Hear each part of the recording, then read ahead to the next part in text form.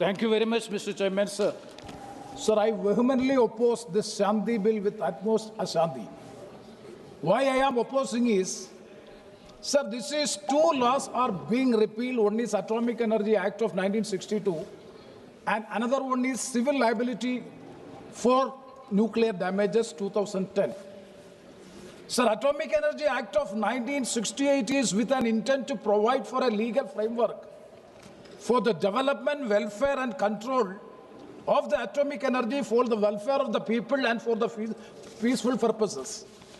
And also the Civil Liability for Nuclear Damage Act 2010 was enacted to provide for civil liability for nuclear damages and prompt compensation to the victims of the nuclear incident through no-fault liability regime.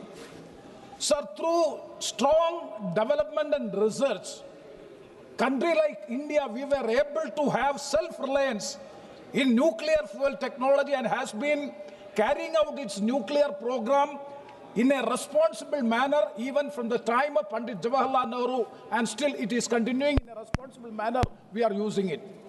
Sir, now we are planning to achieve zero carbon emission by 2070 and to achieve by 2047 to achieve 100 gigawatt of nuclear power capacity by 2047. For this purpose, the Honorable Ministry is piloting this bill. Sir, my strong objection is, number one is regarding clause 3 of the bill. Sir, it is rampant and indiscriminate privatization of the nuclear power in the country. It is total privatization of the atomic energy, total privatization. Sir, kindly go through clause 3.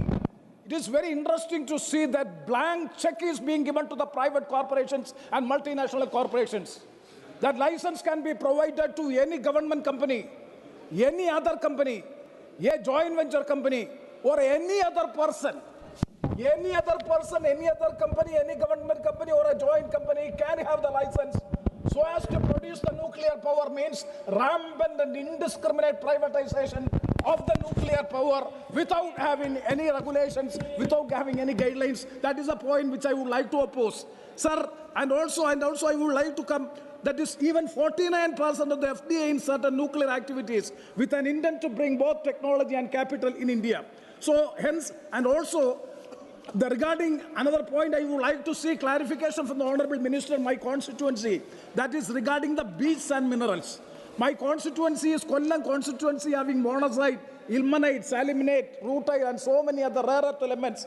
And what would be the fate of the rare earth elements and mining and mineral separation of the beach and minerals after passing of this legislation? Whether mining and mineral separation of these beach and minerals will also be given to the private companies, because there was an assurance in the House that it will not be privatized, that the Mines and Minerals Development Regulation Act, when it is passed by this House, the Honorable Minister, the Mines Ministry is here, he has assured the House in no way it will not be privatized. So I would like to ask the Honorable Minister, for when moving this bill, what would be the fate of, one more point, what would be the fate of these atomic minerals which are on the beach sand which is being seen? And the last point which I would like to highlight is, I fully support and endorse the views expressed by the eloquent speech and exemplary speech made by Sri Manish Tiwari in this House today in the morning. I fully endorse the views. I would like to reiterate clause 17 of the bill. Sir, with 1 minute I will conclude.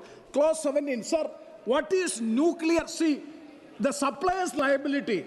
During the time of the UPA government led by Dr. Manmohan Singh, it was clearly, explicitly made a provision in the bill, that is 17 of the clause, section 17 of the Civil Liability for Nuclear Damages. It is very clearly stated in section 17B, the nuclear incidents has resulted as a consequence of an act of supplier or his employee, which includes supply of equipment or material.